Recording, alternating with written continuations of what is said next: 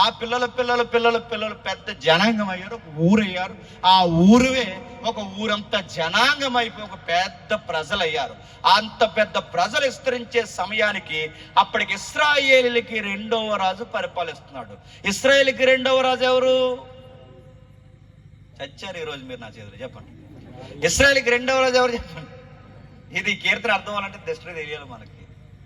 గుడ్డెద్దంట, తెలుగులో సామెత, గుడ్డెద్దట చేలో పడిందంట. అది గుడ్డిది, అది మంచి ఆహారం ముందెట్టినా గుడ్డిది ఏం చేసిందండి, తొక్కుకుంటూ వెళ్ళిపోయింది. ఇప్పుడు మన ఎవ్వరం ఎలా ఉంది, నెక్స్ట్ ఏంటని అడగండి. బంగారం లాంటి వాక్యమైన ఆహారం ఉంది, గుడ్డెద్దులా ఉండకూడదు ఇక్కడ వాక్యం. ఇప్పుడు క్వశ్చన్ అడుగుతున్నాను, దీని వెనకాల బ్యాక్గ్రౌండ్ ఉంది. ఇశ్రాయేలుకి రెండవ రాజు, మొట్టమొదటి రాజు ఎవరు? సౌలు. ఇశ్రాయేలుకి రెండవ రాజు ఎవరు?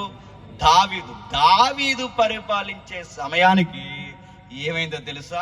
ఒక పెద్ద జనాంగం విస్తరించింది. దావీదు గారికి ఒక రోజు ఒక మంచి